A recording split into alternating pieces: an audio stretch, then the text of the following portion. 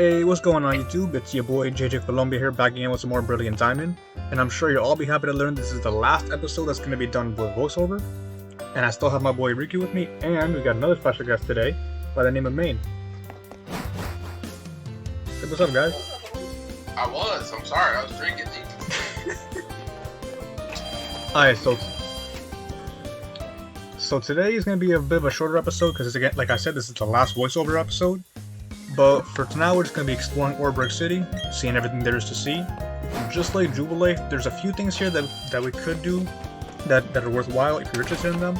The marts here sell heal balls, which are Pokeballs that fully heal any Pokemon you catch, which could be helpful early on, but if you got a full party, they're not really too reliable. Net balls, however, actually have a higher chance of catching water and bug types, which is a bit weird, but it can be really helpful for those types, especially with how common they are.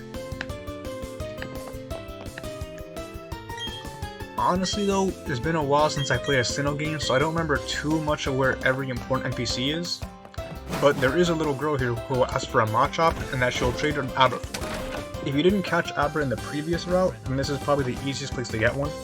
We'll do that trade in a little bit, but for now we're going to continue on to the next apartment here. None of these people here on the first floor really have anything that's too important to say, but if you move up to the next floor and talk to one of these people here, they will give you a Dusk Ball, which is a fantastic type of Pokeball that increases your odds of catching any Pokemon at night or in a cave, and it's really one of the best Pokeballs you can get. And since Dee's playing at night right now, he'll probably use one if he wasn't still stuck shiny hunting. Right now I'm on 1495, guys. Still going strong. My determination is high. I don't even know how you live in this long, man, because Riku here is not a shiny hunter, normally. He can vouch. I'm not. I don't have the dedication or patience for it, but I decided to put that out this one time. But since we do have another special guest here, hey Maine, do you play Pokemon often? And if so, what do you think about this game? Well, I haven't. I think the last Pokemon I played was Shield. About this one so far, from what I've seen, it looks like a really fun game, but I haven't bought it yet. But it looked like it'd be a game that I'd be very invested in and play for a while. And end up not playing anything but that. True. But then again, we got life, so it's hard to really do anything besides life right now. You know, surprisingly, I'd still play even in life. I'd take it to work.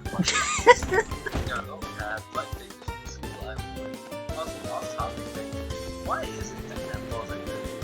Bug and water type, but also not flying type? What's the difference between bugs and birds? I honestly don't know. Like, I get bug types because like bug catching with a net is common, and obviously you use fishing nets.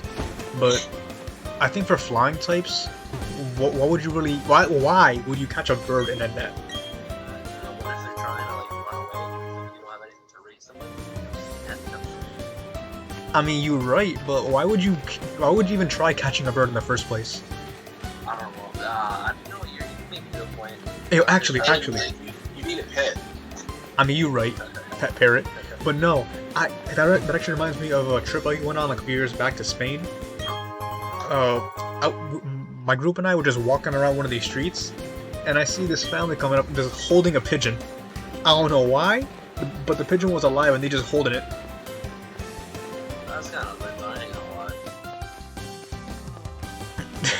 lie. Some of the stuff you see when you're out of the country. I mean, for real. Mostly as a child too. Have you ever noticed that when you're younger, you see all the crazy stuff? It's so weird. Going back I've seen a person with a pet raccoon, I think a pet raccoon, it was something else. Yeah. Ferret. People have the weirdest pet. A pet ferret. On the streets with leashes and everything. I can kind of understand a pet ferret because they're like, it's not too uncommon, but it's still kind of like a weird choice. A pet raccoon though, you never really see that. Before I let you get back to the main gameplay, I have one question a day for everyone out there. If you could have one animal, non-traditional animal as a pet, what would it be? Mine would be a pygmy goat. A non-traditional pet, a bear shark. I already have a cat and he's already a headache, so I ain't gonna answer that question. Actually, no, screw it. I'll answer. A non-standard pet, honestly, a capybara. Oh, what? A capybara. What is that? They're a South American animal that's like, it looks like a big ass rat without that rat tail. They're vegetarians, so they don't eat meat, and they're not gonna attack you because they're not really like predatory animals like that. The females will charge at you if you go after their babies, but other than that, they're pretty chill. It's a big ass animal. Basically. You know what another chill animal is, but that is a very dangerous animal that would be cool to have as a pet? A sloth. True. That'd be lit. I'd be scared of it, but that'd be lit. Alright, so Jay, what do you want to see in the next one? Well, right now I'm actually going up to the route up north, catching this Geodude. Initially, I thought this Geodude was for a side quest, which it actually was for Platinum, but they changed it for this game, and I have no idea why. And right here, you can actually see the Geodude using Sandstone at level 5. Why they gave this move to a level 5 Pokemon is beyond me. But I caught it because I thought I would need it, but I wouldn't need it. The strats. Yep. This is also the route where you can catch Machop to do the in-game trade, which can be useful for the upcoming gym battle and ahead in the game. Although Machop is honestly more useful now, but I don't need a fighting type because I have probably the best one in the game. One of them at least. Infernape is such a good Pokemon.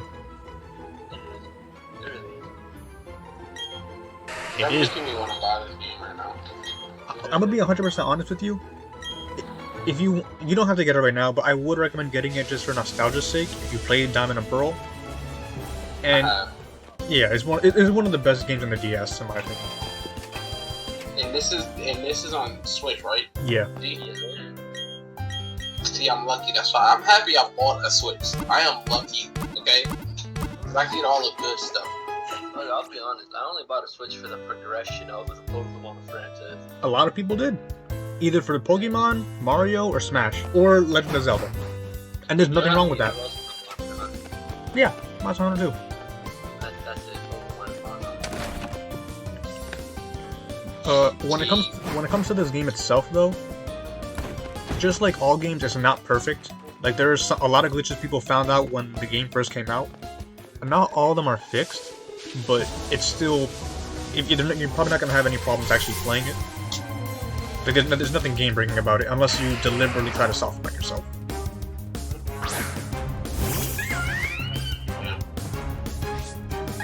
I'm gonna buy this game right here. Get that money.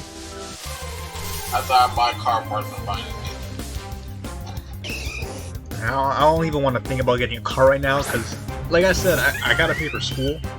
But it is what it is. I'll take it as it comes, one step at a time. And that's how I pretty much always treated life. That's honestly the best way to treat life. For the most, I mean, let's be honest. Education is more online as a necessity. And a car is really just like, it's just material. Like, you really don't need it. I mean, God did make us with 2 feet for a reason. So, Not wrong. you live in life right. Unlike Diego. God damn, you just called him out right here. I don't even know what he said because I was in trance and resetting, but I know I just got shots thrown. It was just light shot. It was light shots. I know I just got thrown shots. Look, it was just light shots. It wasn't that heavy. Nah, he just fucking with you. Yeah. Okay, the next time I see him, he knows what's up with the conversation. Nah, Damn. you're gonna give me something to eat. Okay, going back to the game for a second though, my Chimchar just reached level 12, and at level 12, for some reason, they decided to give Chimchar Power Up Punch, which is honestly one of the best moves, not in the whole game, but it's a pretty OP move at this point. Every time it lands, you get a +1 attack boost, and we go into a Rock-type gym. And Chimchar evolves into a Fighting type. So that's power. You're gonna obliterate the man. He's not ready. He's not. If you He's ready for the monkey power. If you pick Piplup, you end up learning Charm around this level, which is also a really good move. It doesn't deal damage, but it does lower attack a lot, which also helps. I think Turtwig got the raw end of the deal because it learns Leafage, which is pretty much weak. It's as good as Absorb, but doesn't have any secondary effects, so it doesn't heal you, doesn't have any secondary ability, it's just damage. Not bad damage for that point in the game, but it's not really too useful later on. Yeah, it's not impressive. It's depressing that they did my man just regular filter. But if you think about it, once you get Torterra, you don't really need anything else besides Earthquake, Leech Seed, Leaf Storm if you want to run Leaf Storm, or Wood Hammer, and that's pretty much it. Just not me.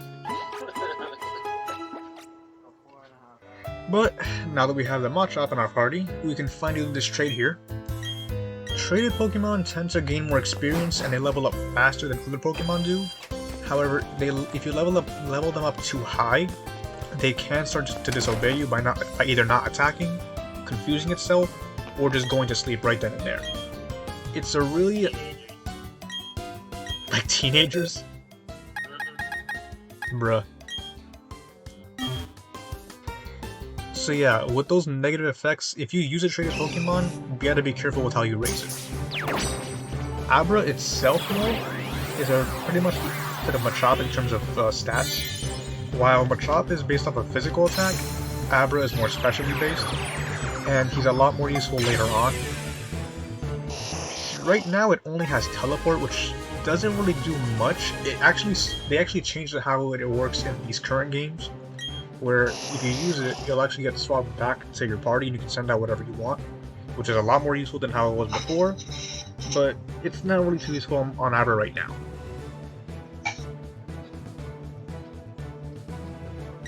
Yeah, I can talk English, I swear. Every episode this happens. But, Riku, do you consider once using Abra on your party? It's still on my potential use list right now at the moment. I finally have a fleshed out team expecting it. Before you tell me, I just want to say one thing as well. This Abra does come holding an Oreburgh, which restores 10 HP when you're below half. It's pretty useful for this point, but it's not going to heal you up all the way. But I do recommend giving it to something that doesn't have an item right now, because it can help out in a pinch. So what were we going to say about your team? Oh, there's one more I'm not going to mention because I don't want to spoil it for the viewers also. But, team-wise, I am thinking Torterra, Electivire, Magmortar, Alakazam, and Tatsuko. Cool. Powerful team. I will say this though, we're still not 100% sure if we can get Electabuzz and Magmar before post game. Yeah. Okay, I was gonna say, because a mutual associate of ours, he did want to get an Electivire, but he did not know where to get the Electorizer, the item for it. It comes on that kit and it's a 5%, not even, I think it's actually a 2% chance for it to come on there, so you have to keep resetting for that kit with the Electrizer. Either resetting or just using Thief, Covet, or just catching it flat out. Yep. Which can be annoying, but it's not impossible. If you have difficulty finding one, try to get something with the ability Compound Eyes, because it doubles the chances. Keep that in mind, guys. This is good trainer tip. I was gonna say because only you can prevent lost save data, but we're not saving right now. Trainer tips. Always fun.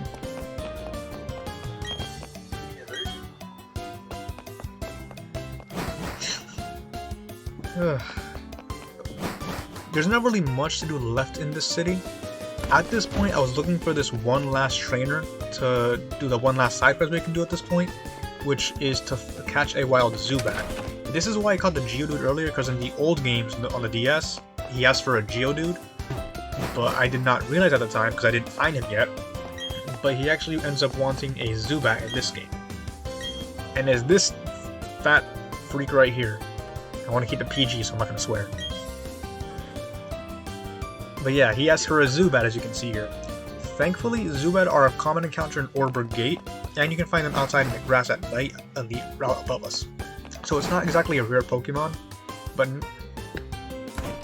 it is useful to have something that can handle confusion, or you be prepared for that, because they do know Supersonic, which can be annoying to deal with.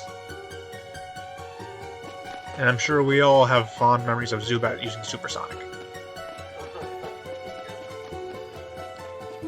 Post-traumatic supersonic disorder. And that's why we have the blessed ability of soundproof. Nintendo knew. Game Freak knew.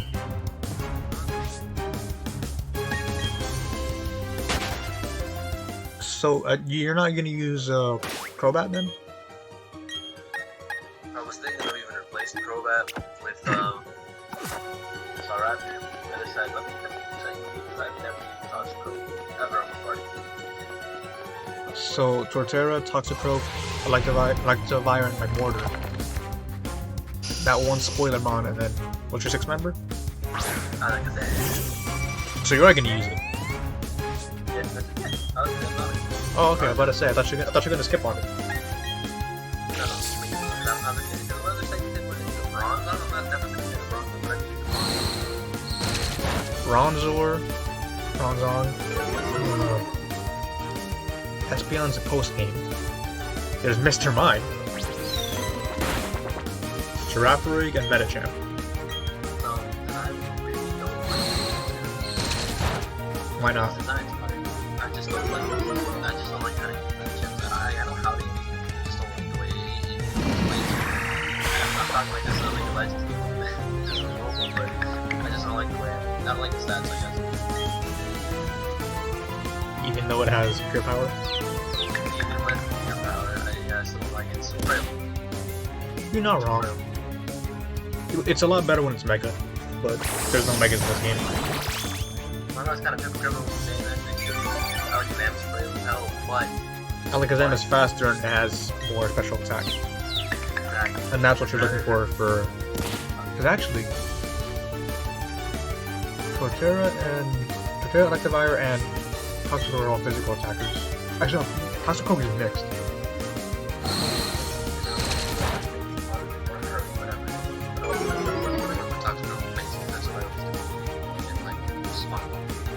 Okay.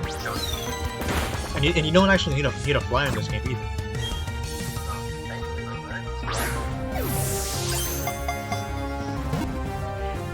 You saying this now if you want to reconsider my own team. God dang it, D. Yeah. After seeing a lot of people play through the game, just don't get it twisted. I still watch playthroughs.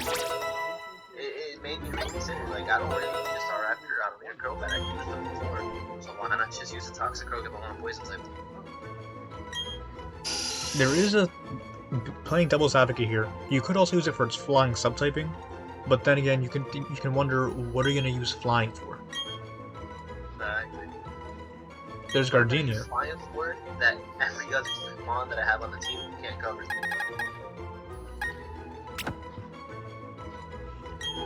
Because now that I think about it, actually, there's only two specific major battles that you use a flying type for. One, you have already a resist in Turtwig. Second one, by that point, you have access to Kroga, if you can find it. So you're doing like right? My team's bigger power on that fucking squad, in my opinion. And I'm pretty sure you can find it at this point. There's actually 3 battles that you need to fly type for, and even at that point, you would have your fire type. Huh. I already have knowledge. Okay. My team is really spread. Like the coverage spread on, I think is really good. I see. Well, aside from that, now that we have our Zubat, we can finally go back to this Tubalard here and show him his little bat so we get our reward. It's a fat man, and I say that respectfully. And what do we get for all these troubles here? We get a heal ball. And as you can see here in the upper right corner, we already have a full team. They're not going to be my complete team, so I don't need a heal ball. So yeah, a bit of an underwhelming reward in my opinion, but we can make it work somehow. But, with all that being said, we've pretty much explored all that we need to right now. The next few episodes will actually be streamed live on my Twitch channel, which will hopefully be better than these. And Riku will also be continuing streaming his shiny hunts, so we look forward to that. Yep, 1404 and strong. 1504 and strong. But with all that being said, thank you all so much for having the patience of this post-recording. Hopefully the live stream will be better. They will also be placed onto YouTube when the stream is over. But for now, I think I'm going to call it a night. So thank you all for watching, and I'll see you next time. Bye-bye. Peace.